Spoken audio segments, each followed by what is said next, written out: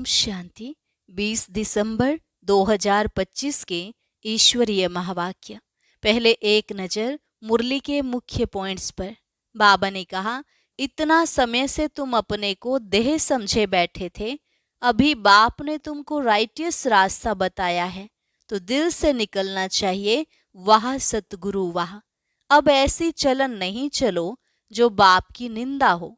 तुम यहाँ जीते जी मरते हो, अर्थात देह को भूल अपने को आत्मा समझते हो। फिर बाबा ने कहा, देही अभिमानी बनने में ही मेहनत है।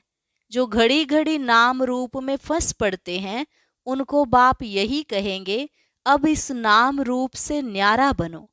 इस पुरानी दुनिया से अब बुद्धि का योग हटा देना है। इसको ही कहते हैं बेहद का सन्यास। लास्ट में बाबा ने कहा, जो बहुतों की सर्विस कर आप समान बनाते हैं वही माला के दाने बनते हैं।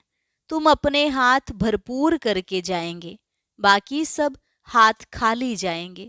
भरपूर होने के लिए ही तुम पढ़ रहे हो। और अब सुनते हैं महावाक्यों को विस्तार से। मुरली का सार। मीठे बच्चे, सतगुरु आया है तुम्हारी ऊंची तकदीर बनाने, तो तुम्हारी चलन बहुत बहुत रॉयल होनी चाहिए। प्रश्न, ड्रामा का कौन सा प्लान बना हुआ है, इसलिए किसी को दोष नहीं दे सकते हैं? उत्तर, ड्रामा में इस पुरानी दुनिया के विनाश का प्लान बना हुआ है, इसमें कोई का दोष नहीं है। इस समय इसके विनाश के लिए प्रकृति को जोर से गुस्सा आया है। चारों ओर अर्थक्वेक होगी, मकान गिरेंगे, फ्लड आएगी, अकाल पड़ेगा। इसलिए बाप कहते हैं, बच्चे अब इस पुरानी दुनिया से तुम अपना बुद्धि योग निकाल दो, सतगुरु की श्रीमत पर चलो। जीते जी देह का भान छोड़ अपने को आत्मा समझ बाप को याद करने का पुरुषार्थ करते रहो।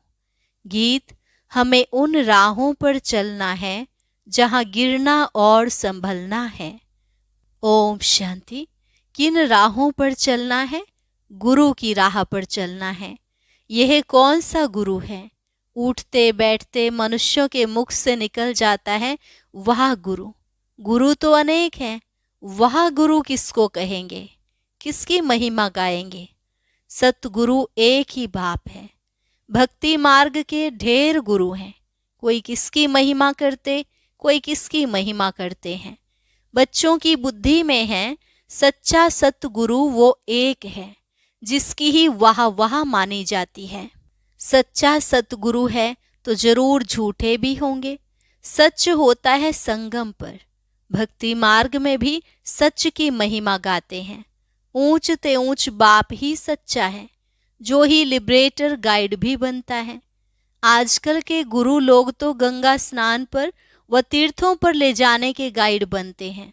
यह सतगुरु तो ऐसा नहीं है जिसको सभी याद करते हैं, हे पतित पावन आओ। पतित पावन सतगुरु को ही कहा जाता है, वही पावन बना सकते हैं। वो गुरु लोग पावन बना न सके।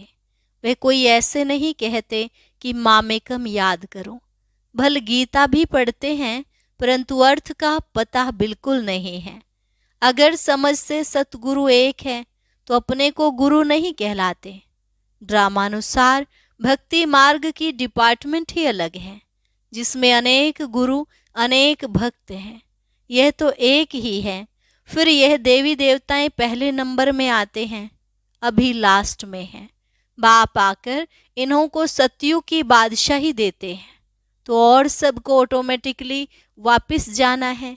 इसलिए सर्व का सदगति दाता एक कहा जाता है। तुम समझते हो कल्प कल्प संगम पर ही देवी देवता धर्म की स्थापना होती है। तुम पुरुषोत्तम बनते हो, बाकी और कोई काम नहीं करते। गाया भी जाता है, गति सदगति दाता एक है। यह बाप की ही महिमा है। गति सदगति संगम पर ही मिलती है। सतयुग में तो है एक धर्म, यह भी समझ की बात है ना। परंतु यह बुद्धि देवे कौन? तुम समझते हो बाप ही आकर युक्ति बताते हैं, श्रीमत देते हैं। किसको? आत्माओं को। वह बाप भी है, सतगुरु भी है, टीचर भी है, ज्ञान सिखलाते हैं ना। बाकी सब गुरु भक्ति ही सिखलाते हैं।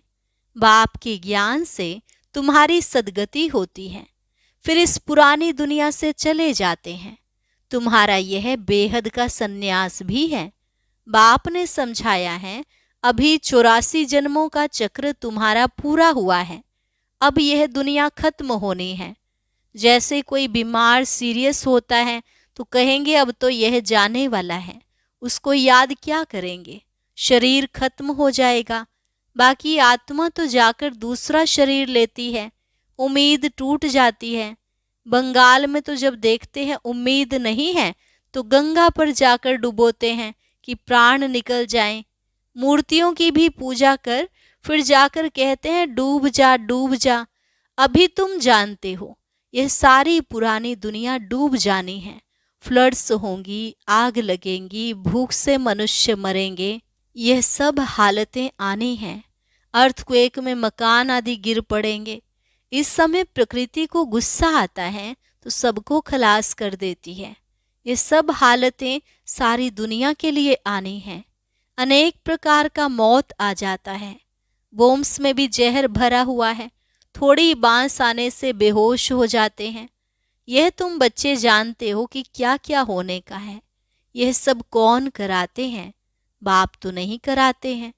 यह ड्रामा में नूंद है, कोई पर दोष नहीं देंगे। ड्रामा का प्लान बना हुआ है। पुरानी दुनिया सो फिर नई जरूर होगी। नेचुरल कैलेमिटी जाएंगी, विनाश होने का ही है। इस पुरानी दुनिया से बुद्धि का योग हटा देना, इसको बेहद का सन्यास कहा जाता है। अब तुम कहेंगे वाह सतगुरु वाह, जो हमको यह रास्ता बताया। बच्चों को भी समझाते हैं, ऐसी चलन नहीं चलो जो उनकी निंदा हो। तुम यहाँ जीते जी मरते हो। देह को छोड़ अपने को आत्मा समझते हो। देह से न्यारी आत्मा बन बाप को याद करना है। यह तो बहुत अच्छा कहते हैं, वाह सतगुरु वाह। पार लौकिक सतगुरु की ही वाह वाह होती है। लौकिक गुरु तो ढेर हैं, सतगुरु तो एक ही है, सच्चा सच्चा, जिसका फिर भक्ति मार्ग में भी नाम चला आता है। सारी सृष्टि का बाप तो एक ही है। नई सृष्टि की स्थापना कैसे होती है यह भी किसको पता नहीं है। शास्त्रों में तो दिखाते हैं प्रलय हो गई, फिर पीपल के पत्ते पर श्री कृष्ण आया। अभी तुम समझते हो पीपल के पत्ते पर कैसे आएगा। तुम्हें अब चढ़ती कला में ले जाने के लिए सतगुरु मिला है। कहते हैं ना, चढ़ती कला तेरे भाने सर्व का भला। तो रूहानी बाप आत्माओं को बैठ समझाते हैं। 84 जन्म भी आत्मा ने लिए हैं। हर एक जन्म में नाम रूप दूसरा हो जाता है। ऐसे नहीं कहेंगे फलाने ने 84 जन्म लिए हैं, नहीं, आत्मा ने 84 जन्म लिया। शरीर तो बदलते जाते हैं। तुम्हारी बुद्धि में यह सब बातें हैं। सारी नॉलेज बुद्धि में रहनी चाहिए। कोई भी आए तो उनको समझाएं। आदि में था ही देवी देवताओं का राज्य, फिर मध्य में रावण राज्य हुआ, सीढ़ी उतरते रहे। सतयुग में कहेंगे सतो प्रधान, फिर सतो रजो तमो में उतरते हैं, चक्र फिरता रहता है। कोई कोई कहते हैं बाबा को क्या पड़ी थी जो 84 के चक्र में हमको लाया। लेकिन यह तो सृष्टि चक्र अनादि बना हुआ है। इनके आदि मध्य अंत को जानना है। मनुष्य होकर अगर नहीं जानते तो वह नास्तिक हैं। जानने से तुमको कितना ऊंच पद मिलता है। यह पढ़ाई कितनी ऊंच है। बड़ा इम्तिहान पास करने वाले की दिल में खुशी होती है ना, हम बड़े ते बड़ा पद पाएंगे। तुम जानते हो यह लक्ष्मी नारायण अपने पूर्व जन्म में सीख कर फिर मनुष्य से देवता बने। इस पढ़ाई से यह राजधानी स्थापन हो रही है। पढ़ाई से कितना ऊंच पद मिलता है। वंडर है ना। इतने बड़े बड़े मंदिर जो बनाते हैं अथवा जो बड़े बड़े विद्वान आदि हैं, उनसे पूछो सतयुग आदि में इन्होंने जन्म कैसे लिया, तो बता नहीं सकेंगे। तुम जानते हो यह तो गीता वाला ही राजयोग है। गीता पढ़ते आए हैं, अब तुमको बाप बैठ सुनाते हैं। तुम कहते हो बाबा हम आपसे 5000 वर्ष पहले भी मिले थे। क्यों मिले थे? स्वर्ग का वर्षा लेने, लक्ष्मी नारायण बनने के लिए। कोई भी छोटे बड़े बूढ़े आदि आते हैं, यह जरूर सीख कर आते हैं। एम ऑब्जेक्ट ही यह है। सत्यनारायण की सच्ची कथा है ना। यह भी तुम समझते हो, राजाई स्थापन हो रही है। जो अच्छी रीति समझ लेते हैं उनको आंतरिक खुशी रहती है। बाबा पूछेंगे, हिम्मत है ना राजाई लेने की? कहते हैं, बाबा क्यों नहीं, हम पढ़ते ही हैं नर से नारायण बनने। इतना समय हम अपने को देह समझ बैठे थे, अब बाप ने हमको राइटियस रास्ता बताया है। देही अभिमानी बनने में मेहनत लगती है, घड़ी घड़ी अपने नाम रूप में फंस पड़ते हैं। बाप कहते हैं, इस नाम रूप से न्यारा होना है। अब आत्मा भी नाम तो है ना। बाप है सुप्रीम परम पिता। लौकिक बाप को परम पिता नहीं कहेंगे, परम अक्षर एक ही बाप को दिया है, वह गुरु भी इनको कहते हैं। तुम सिख लोगों को भी समझा सकते हो। ग्रंथ साहिब में तो पूरा वर्णन है, और कोई शास्त्र में इतना वर्णन नहीं है जितना ग्रंथ में, जब साहिब सुखमणि में है। यह बड़े अक्षर ही 2 हैं। बाप कहते हैं, साहिब को याद करो तो तुमको 21 जन्म लिए सुख मिलेगा। इसमें मूझने की तो बात ही नहीं। बाप बहुत सहज करके समझाते हैं। कितने हिंदू ट्रांसफर हो जाकर सिख बने हैं। तुम मनुष्यों को रास्ता बताने के लिए कितने चित्र आदि बनाते हो, कितना सहज समझा सकते हो। तुम आत्मा हो, फिर भिन्न भिन्न धर्मों में आए हो। यह वैरायटी धर्मों का झाड़ है, और कोई को यह पता नहीं है कि क्राइस्ट कैसे आते हैं। बाप ने समझाया था, नई आत्मा को कर्म भोग नहीं हो सकता। क्राइस्ट की आत्मा ने कोई विकर्म थोड़े ही किया जो सजा मिले। वह तो सतो प्रधान आत्मा आती है, जिसमें आकर प्रवेश करती है, उनको क्रॉस आदि पर चढ़ाते हैं। क्राइस्ट को नहीं, वह तो जाकर दूसरा जन्म ले बड़ा पद पाती है। पोप के भी चित्र है ना। इस समय यह सारी दुनिया बिल्कुल ही वर्थ नोट ए पेनी है। तुम भी थे, अब तुम वर्थ पाउंड बन रहे हो। ऐसे नहीं कि उन्हों के वारिस पिछाड़ी में खाएंगे, कुछ भी नहीं। तुम अपने हाथ भरपूर कर जाते हो, बाकी सब खाली हाथ जाएंगे। तुम भरपूर होने के लिए ही पढ़ते हो। यह भी जानते हो जो कल्प पहले आए हैं वही आएंगे। थोड़ा भी सुनेंगे तो आ जाएंगे, सब इकट्ठे तो देख भी नहीं सकेंगे। तुम ढेर प्रजा बनाते हो, बाबा सबको थोड़े ही देख सकते हैं।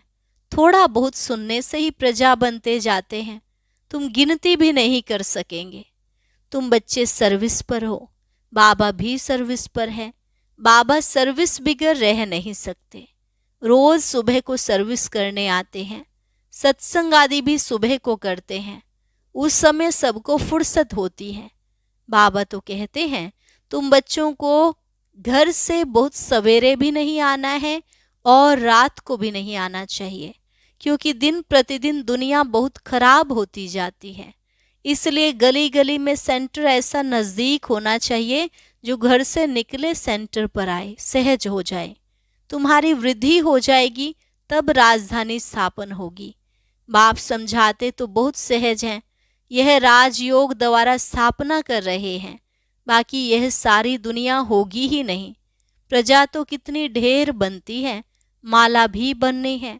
मुख्य तो जो बहुतों की सर्विस कर आप समान बनाते हैं, वही माला के दाने बनते हैं।